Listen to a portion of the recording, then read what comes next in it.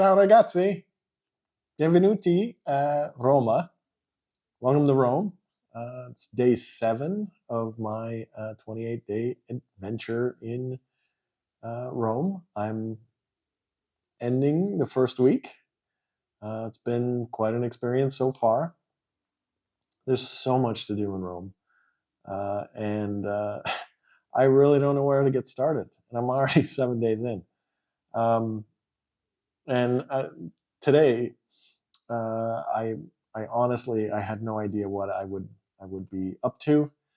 So I've been working my way from the top of Rome, the Piazza del Popolo, and then moving around town, like back downtown.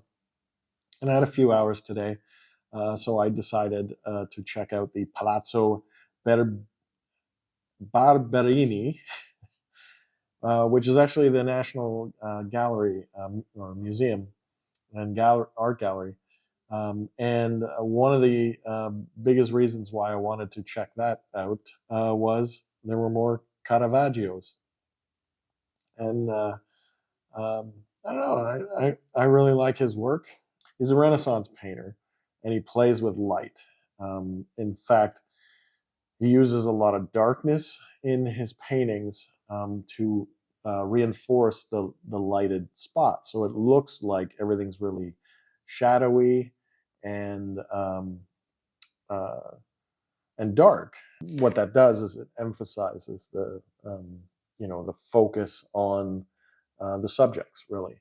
The Palazzo Barberini is kind of a neat place, right? Like it's a palace. It was the Barberini family was a rich family, and they decided to create this palace. The head of the family was Maffeo, who commissioned the finishing of the palace and turning it to what it is today. Of course, you'd know him as Pope Urban VIII. He's most famous for being not only the last the last pope named Urban so far, but he was most famous for getting into fights with Galileo. He was the one who summoned Galileo to Rome to have a little chat and tell him this idea that the earth revolves around the sun is pretty crazy, and he's got to recant that idea. We all know how that worked out. He also summoned some of the best architects, or at least the best artists of the time in the area. That was Moderno, Bernini, Borromini, Laninis, and they worked on building the palace into this very, very cool place. And probably the most famous part of the palace is, aside from some of the artwork, is the ceilings and the frescoes on the ceilings. And some of the rooms are like gorgeous to walk through. And I always really like that, where you're going into a gallery where the gallery itself is part of the artwork. And this place is definitely like that. And um, they have this huge reception hall with this fresco that is called the Allegory of Divine Providence, and something about Barberini power. Really long title, but it's this elaborate work. It spans the entire ceiling of this huge reception hall. And what is so interesting is, and smart, the gallery has set out a bunch of lounging chairs so that people can like sit down or lie down and appreciate the ceiling, right? And just look up, but lounging chairs like you'd have at the beach and that. And I thought, wow, that's really, really cool. And I was there when there was a school trip, and all the kids were taking advantage. So I don't know whether they were tired and just wanted to lie back, and or whether they were looking at the ceiling. But a great way for them to be exposed to the art, right? And speaking of the art, I mentioned Caravaggio, and they have a whole section of both Caravaggio and some of his students and those that were influenced by his style. And it's really neat to go through. You see them playing with that Renaissance dark light, and it's really cool. So I mentioned Caravaggio and his dwindling mental state and his subject matter getting more and more violent. And part of that started with a very famous painting that they have called Judith's Beheading of Holofernes. Holofernes. Anyway, it's graphic, and I would imagine it would have been very, very shocking at the time. And rumor has it that it got tucked away somewhere. And in fact, they found it again in the 1960s, kind of just stored away. So it's really, really interesting. And it's quite a piece of work, and very, like, in your face on the subject matter. And yeah, it was a real thrill to see that. Again, it's one of those things where it's like meeting a celebrity, because I've read about it, I've seen it in books, and then you're standing in front of it, and it's like, wow, so cool to finally meet you, and I really get a big kick out of that. And I'm knocking through this list of great works that I'm able to see in person, and I'm floored every day. Which of course is why I went specifically to this gallery. And there's a couple others too. Unfortunately, it was on loan, but that famous painting of Henry VIII, where he's just standing there, very like if you've ever seen or ever reference Henry VIII in a documentary or whatever, they show this painting, right? Um, who was it? Hans Holbein painted it. Unfortunately, it wasn't there. But they did have a whole other section with this other exhibit, and and it was really, I like when they make the paintings very, very well lit.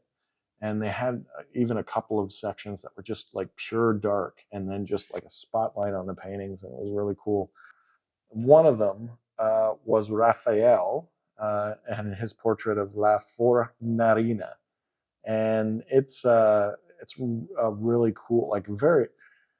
That's one of those paintings where you might have seen it on a postcard or in a book or something like that, and you're like, oh, neat. But then you see it up close, and you're like, oh wow, this is a very vibrant, like well made, well painted painting, and it's well lit, and it's right beside this really cool sculpture of I think Pan. Um, anyway, I think I have a video of it, whatever. But yeah, just really cool. I was told once that I spend too much time looking at the paintings.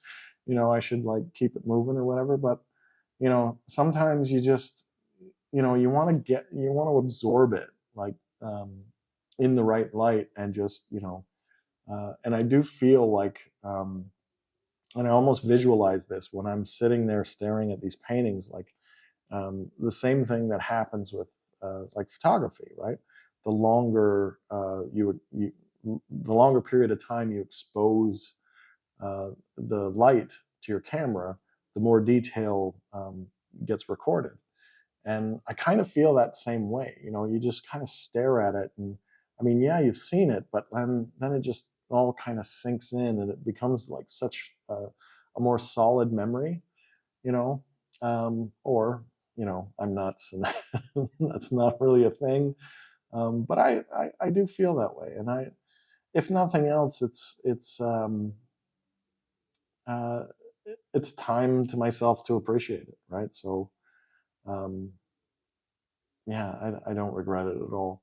But like I said, it might be the reason why I'm going to museums alone.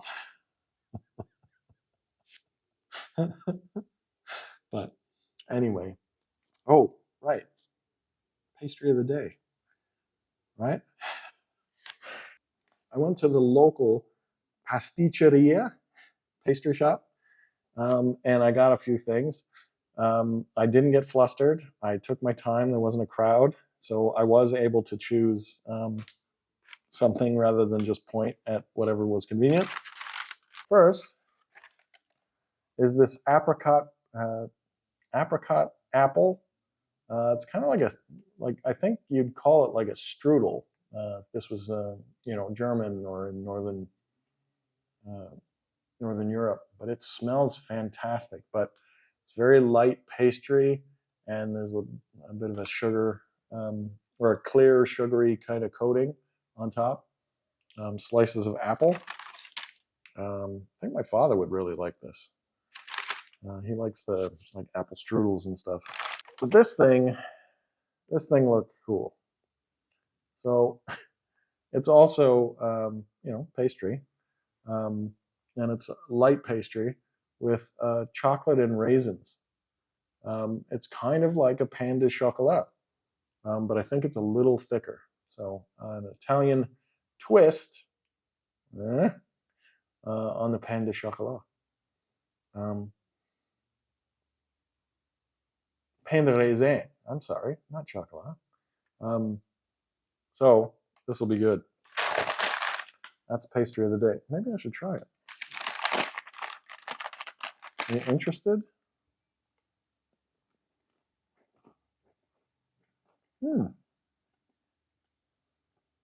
It's very light. Pastry like this at home tends to be like, very, very thick. Not very airy at all. Yeah, that's very good. And yeah, these little,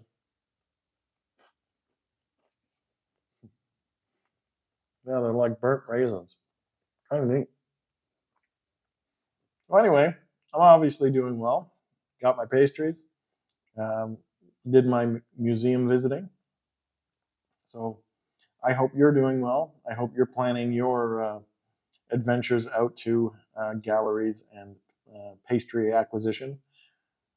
If there's any way I can help, please let me know. If you're watching this on YouTube, love it if you'd subscribe. That would really, really help me out.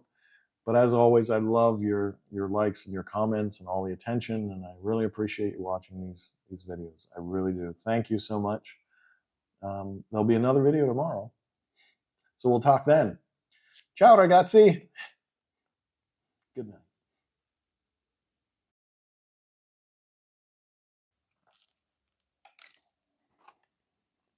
Mmm, mmm. That's really good. That's really good. I'm gonna eat this whole thing. Oh, camera's still on.